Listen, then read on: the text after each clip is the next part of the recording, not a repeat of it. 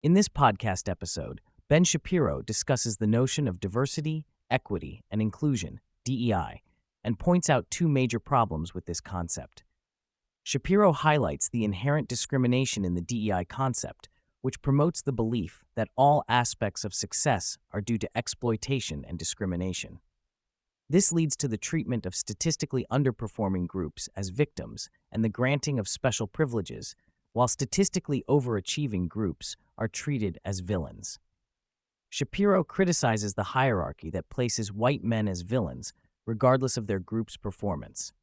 He uses the example of a holiday party for elected officials of color thrown by Boston Mayor Michelle Wu, which received backlash for its discriminatory nature.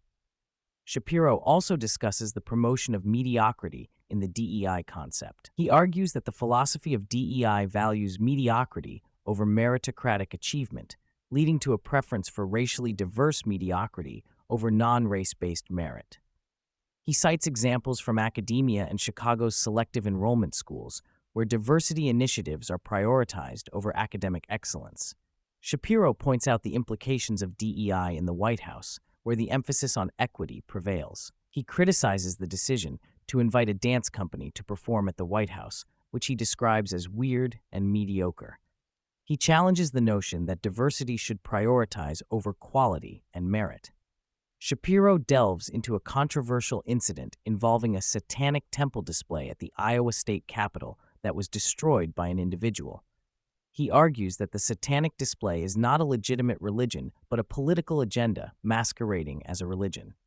He criticizes the placement of the satanic display next to a nativity scene as a form of mockery of Christianity.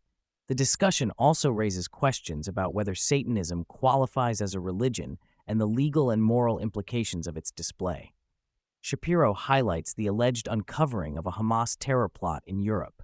He discusses the Hamas's ideology and goals, including their aspiration for an Islamic caliphate and their efforts to spread their influence beyond Israel.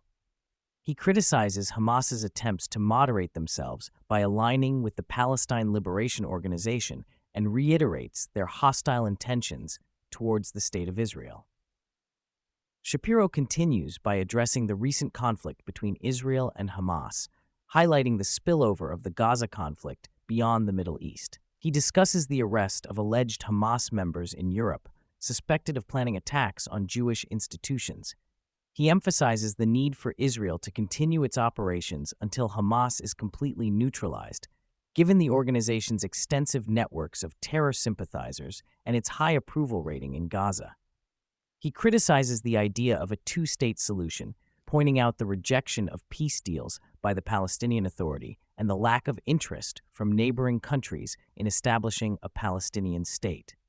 Shapiro also highlights the challenges faced by the Jewish community, including the need to hide menorahs due to fear of vandalism and the rise in Jewish gun ownership as a response to increasing anti-Semitism.